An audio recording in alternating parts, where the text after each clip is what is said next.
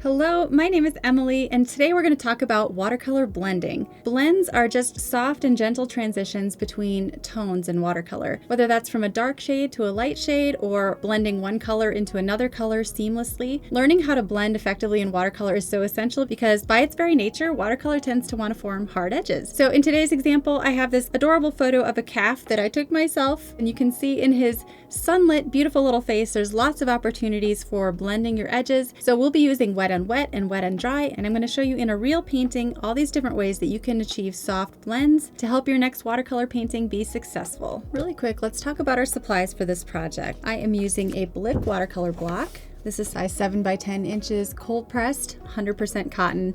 It's made in England. It's amazing paper. And I'm also using my Blick painter's tape. It's just a 1/2 inch, and it's really great because it doesn't lift up with lots of water, but it also doesn't rip the paper. My paint colors today are by my Mary Blue. I'll be using ivory black, cobalt blue, quinacridone magenta, burnt sienna, and primary yellow. My Mary Blue colors are amazing because they're single pigment colors, which makes for purer mixes. My brushes are Princeton Aqua Elite brushes. This is a round size 4, and this one is a round brush size 10. I also have my water jars and a sponge for blotting and for water control. So this tutorial is going to be emphasizing different ways to blend your watercolor paints. Something that can be a little tricky when you're first starting with watercolors is how to get those really soft and gentle transitions between colors and values. Now you might be wondering, okay, I know what the wet and wet technique is, I know what the wet on dry technique is, but when do I use those? And generally, I like to use the wet on wet technique for blending when it's a larger area because it allows my paper to stay wet longer and I don't have to scramble to paint really quickly. So with that in mind, I'm going to use the wet and wet technique for my first layer on the calf, and I'm beginning with my size 10 round brush with clean water.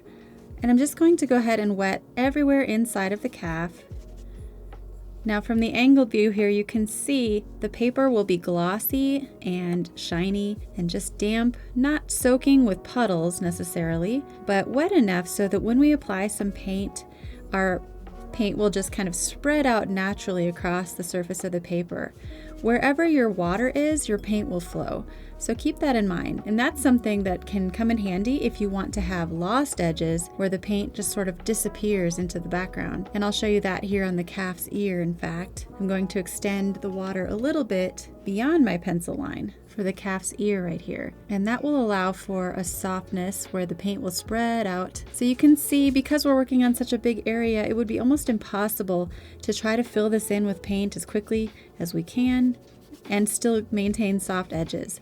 So that's why working with pre-wet paper will buy us more time and allow us to get down color faster with soft blends. Okay, so you should have a nice shiny surface. I'm just going to take my ivory black. I'm mixing in a little bit of blue.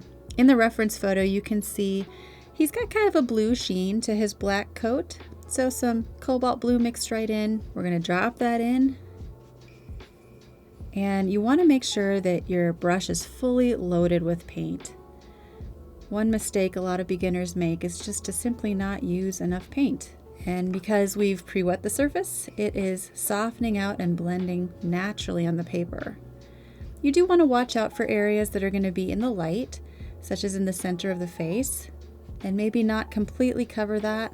And so you can see now I have a lighter value on my brush, and I'm going to use that in the center of the face, where we have those lighter values, and then continuing to grab more dark paint anywhere I can get away with darker colors. And you want to work fairly quickly. Now here along that ear where we let the water extend past the ear, you can see when I apply the paint, we get a really fuzzy edge there. It just naturally fuzzes out and it looks just like soft calf fur, and we didn't even have to really do anything. The paper and the paint did it for us. So the wet and wet technique is really my favorite technique for blending.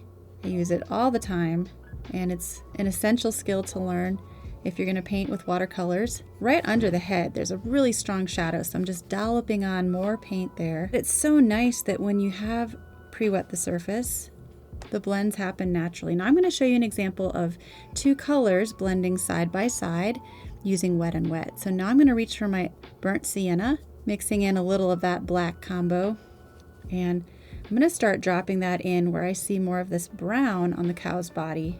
And I'm just laying it in between my blue black, and you can encourage that to kind of blend by feathering your brush a little bit as it approaches the blue-black, but don't overwork it. This is where a lot of us make the mistake of futzing with the edges too much, especially in these initial washes, and just trying to force the blend.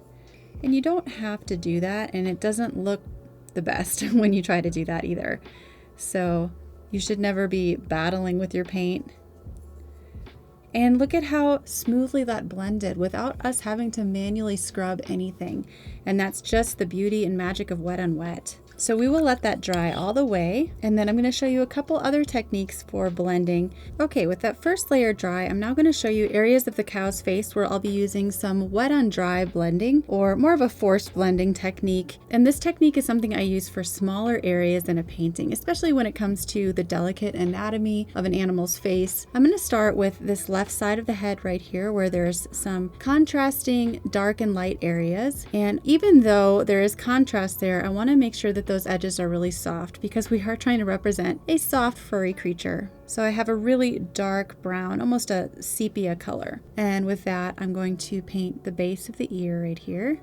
And so you can see just how thick and creamy this paint is, and how as soon as I put it on dry paper, it really doesn't do anything. It just stays put. This is one of the most intuitive ways for us to paint, but if you want soft edges in watercolor, it's not the answer, because as you can see, watercolor by its very nature will form hard edges. So this is where we have to use these different techniques to manipulate the paint and get it to do what we want it to do.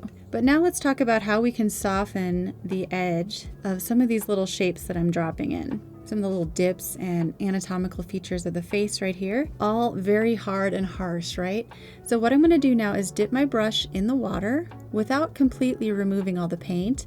I should have just a very light value of that same color in my brush, and I dry my brush on the sponge before going back in, but it's not completely dry. It's still sort of damp. You can see it has a light tint on it now, and I'm taking the edge of that shape, pulling it out and away, and so this is creating a softer transition from dark value into light value. And here's another area where I want to soften that transition.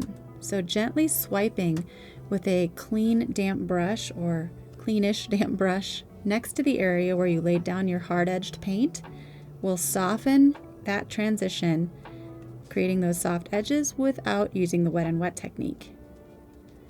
You're essentially pulling that paint along, and this does require continuing to clean your brush, dry your brush, and go back in with a lighter value. And the danger here is potentially introducing too much water into that area, causing some blooms or help washing it out too much.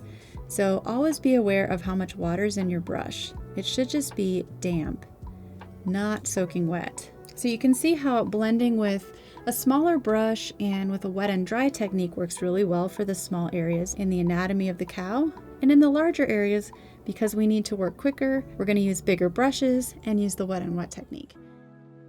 With the first layer completely done, I can now continue to use these two techniques, wet and wet on dry, to finish my painting, working in multiple layers. As you can see, when I work in larger areas like the solid shape of the head, I use wet on wet and big broad washes of color. And then when I'm working in the smaller details like the eyes and the shadows on the side of the head, the ears and the nose, and all of that soft fluffy fur in the middle of the head, I use more wet on dry, using a delicate scrubbing motion to soften and blend those edges out. For the body, which is a much larger area, I can get away with using a bigger brush, more wet on wet techniques, and dropping in thick creamy paint side by side to create those soft blends between the dark black fur and the areas of brown fur once again. And then once that's dry, you can go over the whole thing with wet on dry layers to add dark details that you know will stay put.